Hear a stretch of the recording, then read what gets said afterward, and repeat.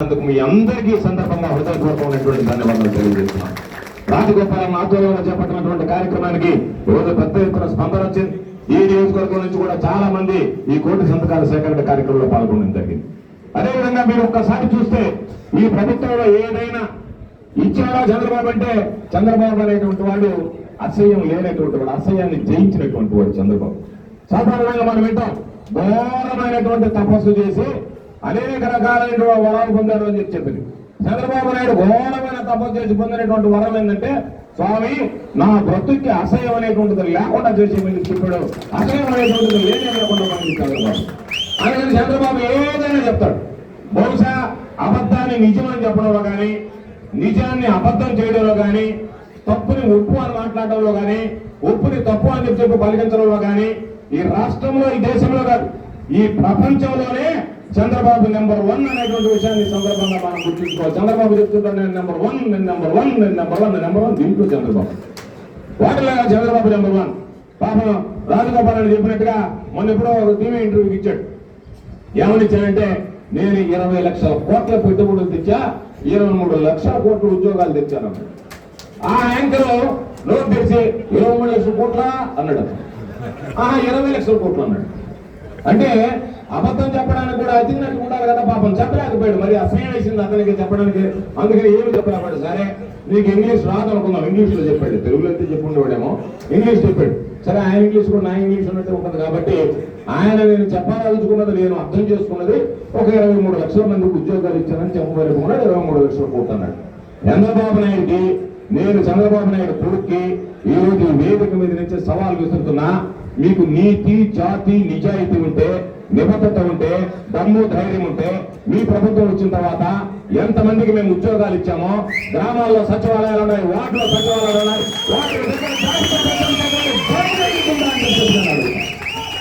మీరు వచ్చి ఏ గ్రామంకైనా వెళ్దాం, వెళ్ళి అయ్యా ఇదిగో ఈ గ్రామానికి సంబంధించి మేము ఇన్ని ఉద్యోగాలు ఇచ్చాం, ఇదిగో ఇంతమందికి ఉపాధి కల్పించాం, ఈ ప్రభుత్వం వచ్చిన తర్వాత 2 లక్షల కోట్ల పెట్టుబడులు తెచ్చాం, దానివల్ల ఇంతమంది బిడ్డలు నిరుద్యోగులకు ఉద్యోగాలు ఇప్పించాలని చెప్పుకునేటువంటి పరిస్థితి ఉందా అని చూస్తే ఎక్కడా లేదు.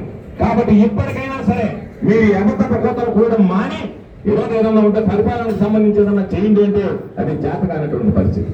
ఒక రాష్ట్రానికి ముఖ్యమంత్రిగా ఉన్నటువంటి వాడు అసహ్యం వచ్చింది మాట్లాడాలంటే, రాష్ట్రానికి ముఖ్యమంత్రిగా ఉన్నటువంటి వాడు 1,00,000 మంది మనోభావాలకు సంబంధించినటువంటి భక్తులు ఉంటే తిరుమల తిరుపతి దేవస్థానానికి సంబంధించి ఏం మాట్లాడాడు? దానిలో జంతువుల కొవ్వు కలిసింది అని చెప్పి మాట్లాడాడు. ఒక అడుగు ముందుకేసి పవన్ కళ్యాణ్ ఆయన సనాతన ధర్మం అని చెప్పి తిరిగాడు. ఆయన ఏం మాట్లాడాడు? దీంట్లో క్విక్ ప్యాట్ ఉంది అని చెప్పి మాట్లాడాడు. అయితే నేను చెప్పేది, పవన్ కళ్యాణ్ అనేటువంటి వాడు ఈరోజు విచారణ పూర్తయింది, జంతువుల కొవ్వు లేదని తేలింది. ఎందుకు తేలింది అంటే ఈరోజు దానిలో ఈరోజు మీరు చెప్పినటువంటి విధంగా పాపం సిబిఐ గారు విచారణ చేస్తుంటే ఇంకా వాస్తవాలు బయటపడి ఉండే. దానిలో మన రాష్ట్ర స్థాయి అధికారులు కూడా కలిపారు కాబట్టి రాష్ట్ర స్థాయి అధికారులే కానీ చేస్తుంటే అన్ని చంద్రబాబు చెలక పడుకుని పలికినట్టే పలుకుండేవాళ్ళు. కానీ ఈరోజు అవకాశం లేకుండా పోయింది కాబట్టి ఈరోజు జంతువులకు కలపలేదు అని చెప్పి ఇచ్చినటువంటి పరిస్థితి ఏర్పడింది. అంటే ఇంతమంది మనోభావాలను దెబ్బతీసినటువంటి చంద్రబాబు చివరికి కుటుంబ సభ్యుల్ని, ప్రజల్ని కాదు, దేవుడిని కూడా తన స్వార్థ రాజకీయాల కోసం వాడుకున్నటువంటి నీచుడు ఎవరన్నా ఉన్నాడు అంటే చంద్రబాబు నాయుడు అని చెప్పి మీ అందరికీ గుర్తు చేసింది. కాబట్టి వెంటనే పవన్ కళ్యాణ్ వెళ్ళి మామూలుగా మెట్లు తొడవడం కాదు, నేరుగా తెచ్చుకోమని చంద్రబాబు నాయుడు ఒళ్ళు శుభ్రం చేసి, చంద్రబాబు నాయుడు మనిషిని శుభ్రం చేసి, ఎక్కడైనా జాగ్రత్తగా మంచిగా పవిత్రంగా బతకమని చెప్పి చంద్రబాబు నాయుడు తోమల కారదశ పవన్ కళ్యాణ్ అనేటువంటి వ్యక్తి అని చెప్పి సందర్భంగా గుర్తు చేస్తున్నాను. కాబట్టి ఈ అరాచకాలు ఎక్కడ పడితే అక్కడ మీ ఇష్ట ప్రకారం వ్యవహరించడం, మీ ఇష్ట ప్రకారం మాట్లాడడం. ఈ రోజు ఒకటే విషయం చెప్తున్నాం. పాపం చాలా సందర్భాలలో మాట్లాడుతున్నారు, మీరు అధికారంలో ఉన్నారా, మేము అధికారంలో ఉన్నామని. నేను మీకు చాలా విసురుతున్నా, సవాలు విసురుతున్నా. పోలీసులను పక్కన పెడితే ప్రభుత్వంలో మీరున్న అధికారం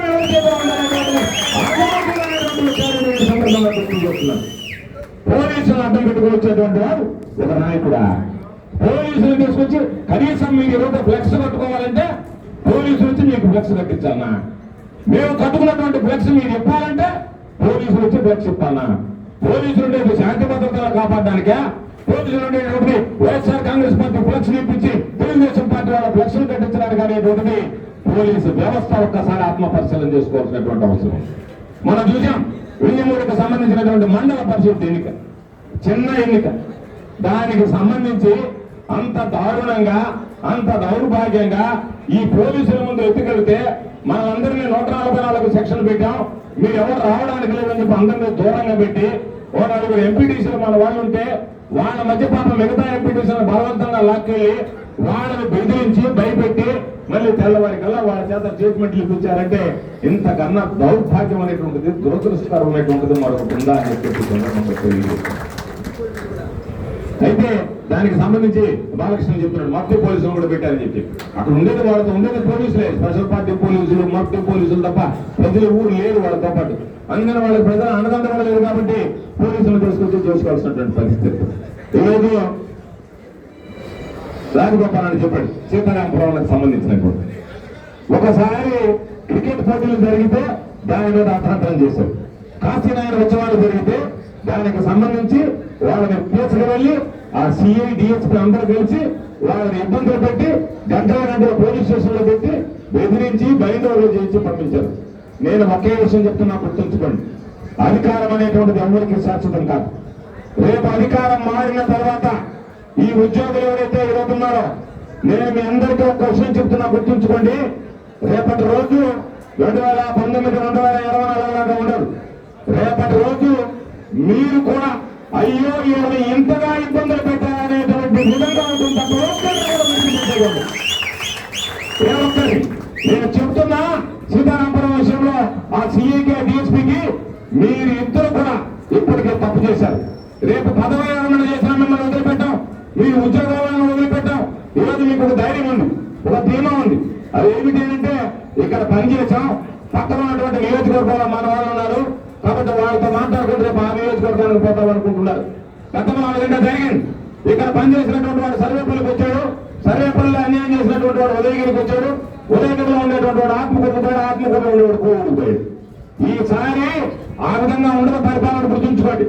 నేను మరలా చెప్తున్నా, ఈ 3 జిల్లాలు ఒక జోన్, ఒంగోలు, నెల్లూరు, గుంటూరు కలిపి ఒక జోన్. అందరినీ కూర్చోబెడతాం శాసనసభ్యులు, అందరి దగ్గర చిట్టా తయారు చేస్తాం. ఎక్కడెక్కడ ఏ ఎస్ఐ, ఏ సిఐ, ఏ డిఎస్పీ అయితే మన వాళ్ళకి వ్యతిరేకంగా పనిచేస్తారో జాబితా ప్రకటించిన తర్వాత శాశ్వతంగా వాళ్ళ మీద విచారణ జరిపిస్తాం. విచారణ జరిగిన తర్వాత తప్పని తేలితే మీ ఉద్యోగాలు పోతాయా, మీరు జైలుకే పోతారా దానికి సిద్ధంగా మీరు అనుకుంటున్నారేమో మేము పదవి విరమణ చేస్తాం, డిఎస్పీగా మా పదవి కాలం అయిపోతుంది, ఆ తర్వాత మమ్మల్ని ఏం చేస్తాం. పదవి విరమణ చేయడం కంటే జగన్ చెప్పినట్టుగా సప్త సంవత్సరాల ఏ స్థాయి సరే విడిచిపెట్టేటువంటి ప్రసక్తి ఉండదని చెప్తున్నా. ఈ రోజు ఆ సీతారామపురంలో జరిగినటువంటి విషయానికి సంబంధించి ఆ సిఐని డిఎస్పీని హెచ్చరిస్తున్నా, మీ పద్ధతులు మార్చుకోండి. ఏ పరిస్థితిలో భారీ మూల్యం చెల్లించవలసినటువంటి పరిస్థితి ఏర్పడుతుందని చెప్పి మీ అందరికీ తెలియజేస్తుంది. ఈరోజు అటువంటి నేపథ్యంలో ఎక్కడ చూసినా సరే పోలీసులు పట్టుకోవడం, ఇష్టమైనగా వ్యవహరించడం, వారి ద్వారా దాడులు చేయించడం, వారితో పిల్లలు ఎవరో ఒక మనం ఒకటి చెప్పాడు. పోస్టింగ్ సోషల్ మీడియాలో పోస్టింగ్ పెడితే పోస్టింగ్ పెట్టిన వెంటనే ఎస్ఐ ఫోన్ చేశాడంట ఒకసారి స్టేషన్ దగ్గర పూర్తిగా వాడు అన్నీ తీసేసాడు. నేను ఎందుకో తర్వాత చూస్తే అన్నీ తీసుకున్నాడు. ఎందుకు ఆయన తీసేసామంటే పెట్టడం మొదలు పెట్టగానే ఎస్ఐ ఫోన్ చేసి స్టేషన్కి రమ్మన్నాడు, సార్ తీసేసాను. నువ్వు పెట్టడం నేను ఉన్నానని, నువ్వు పెట్టడం నేను ఉన్నానని చెప్పాడు. మళ్ళీ అన్ని పెట్టాడు. పెట్టడం మొదలు పెట్టగానే మళ్ళీ ఎస్ఐ ఫోన్ చేశాడు, స్టేషన్ దగ్గర రావమ్మా. నేను ఎస్ఐకి ఫోన్ చేశాను, ఏవయ్యా రమ్మన్నామంటా అని అడిగి, ఆ ఊరికి ఏదో పాత కేసు ఉంది సార్ అన్నాడు. పాత కేసు పడలే, కొత్త కేసు పడలే, ఏ కేసు నువ్వు చెప్పు, నేను మా వాడిని తీసుకుని వస్తా. నీకు ధైర్యం ఉంటే మా వాడి ఏ కేసు పెట్టాడు, ఏ కేసు నువ్వు నాకు సమాధానం చెప్పాలని చెప్పి మాట్లాడిన తర్వాత ఇంకా దమ్ముగా ఉండిపోవాల్సినటువంటి పరిస్థితి ఏర్పడింది. అంటే పోస్టింగ్లు పెడితే తప్ప, దానికి సంబంధించి ఏదైనా మాట్లాడితే తప్ప మీకు అసలు సిగ్గుందా? ఈరోజు గణతంత్ర దినోత్సవ వేడుకలు జరుపుకోవడానికి, గణతంత్ర దినోత్సవ వేడుకలకు సంబంధించిన రిపబ్లిక్ డే అర్థం మహనీయుడు బిఆర్ అంబేద్కర్ గారు రాసినటువంటి రాజ్యాంగాన్ని ఈరోజు ఆమోదించినటువంటి దినం కాబట్టి, ఆచరించినటువంటి దినం కాబట్టి ఈరోజు మనం గణతంత్ర దినోత్సవ వేడుకలు జరుపుకుంటున్నాం. ఆ రోజు ఏమనుంది? మాట్లాడేటువంటి స్వేచ్ఛ, స్వతంత్రంగా బతికేటువంటి హక్కు రాజ్యాంగం మనకు ప్రసాదిస్తే, ఆ రాజ్యాంగం అంబేద్కర్ గారి రాజ్యాంగం పక్కన పెట్టి దళితులారా మీరు ఎంపిక రాజ్యాంగం ఒకటి తీసుకొచ్చి నేను 3 పేజీలు అయ్యి ఇంకా ఉన్నాయని చెప్పి మీరు బెదిరిస్తే వైఎస్ఆర్ కాంగ్రెస్ పార్టీ శ్రేణులు భయపడేటువంటి పరిస్థితుల్లో లేవు అనేటువంటిది మీ అబ్బా కొడుకులు తెలుసుకుంటే మంచిది అని చెప్పి ఈ సందర్భంగా తెలియజేస్తుంది.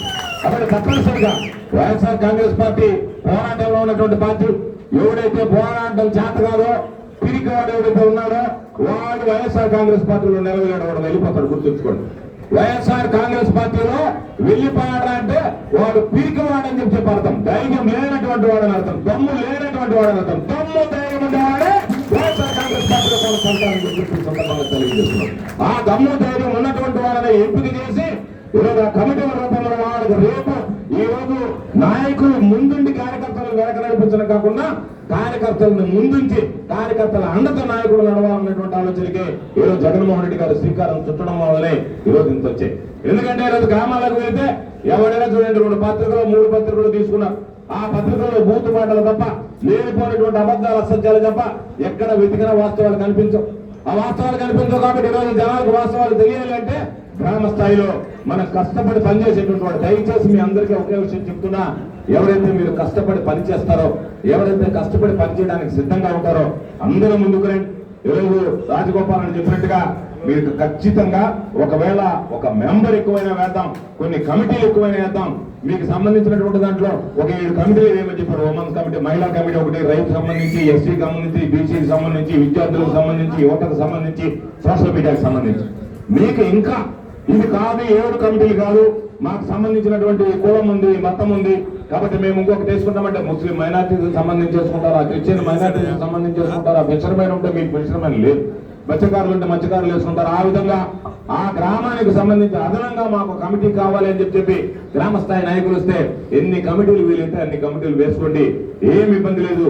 ఆ కమిటీలకి మెంబర్లు కూడా ఒకే విషయం గుర్తుంచుకోండి, కమిటీ మెంబర్ అయినటువంటి వాడు నేను పని చేస్తాను ఈ పార్టీకి, నాకు ఎన్ని పనులున్నా సరే వాటిని కాస్త పక్కన పెట్టైనా ఈ పార్టీకి నా సేవలు అవసరమైన రోజు నేను ఉంటాననేటువంటి వాడే ఈరోజు అవసరం.